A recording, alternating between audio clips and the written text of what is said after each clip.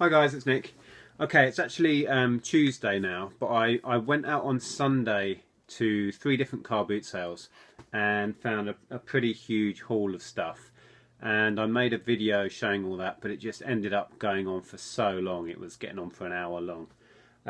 So what I've done is I've sort of divided that up into 3 smaller segments to make it more manageable and watchable.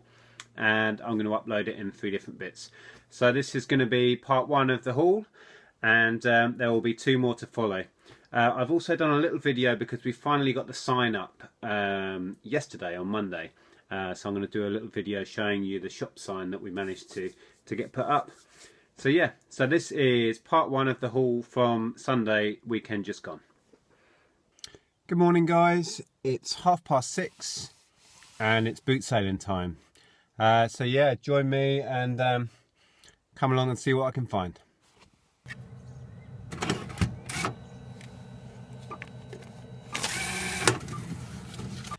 Okay, after a quick trek up the A1M, I'm now just outside Biggleswade at GM Growers Boot Sale. So yeah, I need to crack on and get in there. Okay, I've had one quick whiz around the boot sale, and that's what I found. So I'm going to head back in and see what I can find. I finished at that first car boot sale up near Biggleswade. This is the back of the car now. It wasn't too bad, nothing really exciting. Had one really good pickup, which was a DVD box set of Catherine Cookson that I've sold before. It goes for about 30 quid to 35, and I paid a £5 for it. Can't actually see it right now, but it's somewhere in here. But yeah, right, I'm on to the next one. I'm now heading off from Biggleswade towards Stevenage. I'm going to go to the one that starts late in Stevenage, which is at 10:30.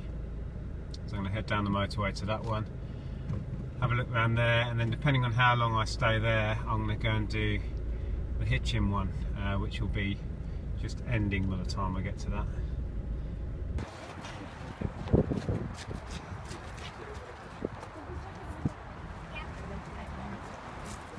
Okay, I've just finished at Stevenage, and the back of the car with the seats down is nearly full. It was manic in there, really busy, lots of stalls, lots of traders about as well though. But the back of the car now is pretty rammed. But I'm going to whiz off now to Hitchin and see if they're still going over there.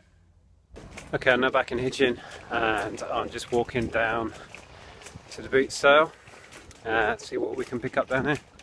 I've just got home, just finished going around the Hitchin boot sale. And yeah, I don't know if you can see, that's the back of the car now. It's pretty much rammed with stuff. Yeah, got a good selection. A couple of really good finds. Most of it's fairly average stuff. Yeah, just picked up some Nerf Guns, that's the last thing I picked up. Yeah, quite a car full. It's just gone 5:20 on Sunday, and I've just got back from the British Schools Museum. We took Ellen down to the museum in Hitchin and had a look around the British Schools Museum, which was quite fascinating actually. It's quite an amazing place, and I'm going to try and do a haul video. So I'm going to try and whiz through this without much waffle because there's tons of it, and I want to just get through it all and show you what I managed to pick up. So yeah, I won't waffle anymore and I'll just show you what I got. I spent £20 on some Nerf Guns, which may sound a lot, but I'll explain what they're worth. There was this one, which is a Centurion. This, which is a Pyragon, this 5 little discs. So that's that one. There was this Praxis one, and then one little small one, which I couldn't see an actual model name on it. And yeah, I got them all for £20. This is about a £20 gun on its own. This is sort of £12 to £15.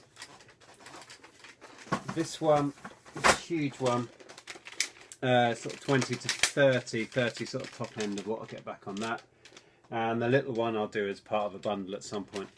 So yeah, so what's that, 30, 40, 50, about 60 quid's worth of Nerf guns there that I paid 20 for, so that was cool. I picked up a huge lot of Lego, no, I've got to get this right, Primo, which is the kind of junior version of Lego, even for younger kids than Duplo. These are what they look like. They're like got one sort of stud on them, and there's all sorts in here, little figures with wheels. This is like a pull back and go thing. A few of the little people. These little chaps which are like rattles. This is what they're like, the different modular bricks that all stack up as Duplo and Lego does, but it's for real baby kids basically. And I've got this great big turtle tub that it all goes in with wheels. It's like a pull along tub, and paid a couple of quid for the whole lot, and I should get 20 plus out of that. It's a really nice set. So that was that. Oh, there's more bricks in here, all sorts of different bricks. So that was good. I bought various Plush Toys today. Off one stall I noticed they had a load of Pokemon ones. I've done well with these in the past. These are talking ones. They have a little Velcro bit and a battery inside and a little like talking box. This Pikachu one goes for at least £10, sort of 12 to 15, or sorry, 10 to 15, an easy tenner with postage on top. Same sort of price for this guy. I can't remember his name now. I did manage to find him earlier when I looked up to check prices. He's at least a tenner as well. He's another talking one. I got these for £1 each.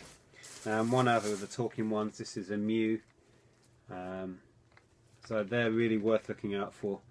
I bundled up on that stall with a load of other bits and bobs, and essentially I got these chucked in. These are little beanie Pokemon. Very little value in these, to be honest.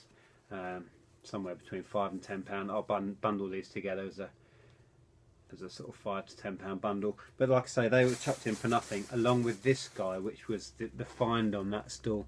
This is a Crash Bandicoot toy from around sort of late 90s, early 2000s, and I looked up these Crash Bandicoot plushes, and the top end of this guy was about £30, sort of average 15 to 20 these go for. But if you find the more obscure Crash characters, like there's the girl Crash Bandicoot, can't remember her name, and the bad guys and stuff, they can go for silly money, 40, 50 upwards. Some of the rare ones were going with their tags. This isn't tagged, but it doesn't detract too much from his value. So yeah, I don't know what I'll get back on him. So hopefully 15, 20 at least. But like I say, I saw one going for about 30. So he was cool, and he was chucked in as part of the bundle. So I did well with that. But yeah, Pokemon stuff, there's always a market for it. And I've done well on the plushes in the past. So don't ignore them. From the same stall, I'll quickly show you this. Right, well actually these weren't. But there's loads and loads of these Pokemon Tomy figures. And they're really cool. There's a collector's market for these. I showed in a video a while back a big box of these I picked up about a year ago, and I still got those.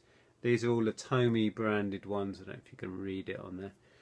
And there must be 30 or 40, maybe more, of those Tomy Pokemon figures in there.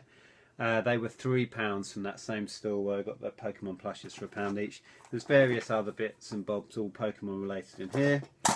And then this was on a separate stall. This is a Disney Cars Duplo.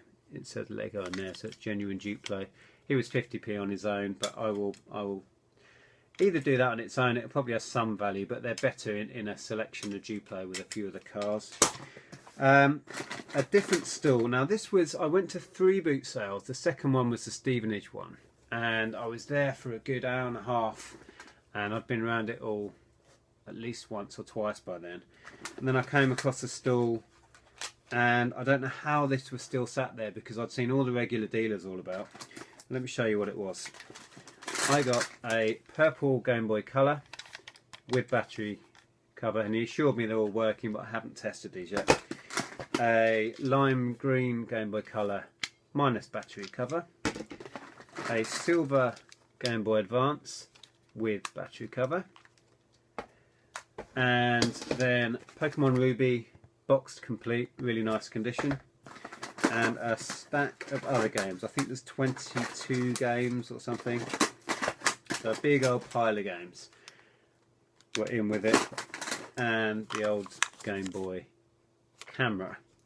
Highlights of the games, there's another Pokemon there, that's Pokemon Silver, that's sort of £10–12 on its own. This probably 15 or so, or maybe more boxed. Super Mario Brothers 2 was an easy sale. Lots of sort of bog standard ones. Lego Alpha Team there. Pokemon Gold, that's sort of £10–15. Pokemon Yellow, sort of £10–12. Wario Land. So yeah, and all of that, like I say, I saw it there and I thought, well, it's still sat there this late in the day. So it's still sat there because it's overpriced. Because like I say, I've seen all the regular dealers going around, but I said, how much are these? And he said he wanted, no, what did he say? £2 a console and 50p a game. So I said, okay. We gathered it all up, counted it all up, and then I made him an offer. He came in at about £12–13, I think was the actual total. And then I said, I'll give you a 10 on the lot, and he went for it. So there's an awful lot of money in that. So that was one of the best pickups of the day. Well, that and the Crash Bandicoot, certainly. Okay, so that's the end of part 1. Like I say, there will be 2 more to follow because there was just tons and tons of stuff, and it will be much easier to watch in smaller little segments. So yeah, I hope you enjoyed that. Give it a thumbs up, and carry on and watch part 2 if you've got the time, or watch it another time. Thanks for watching, guys. Take care.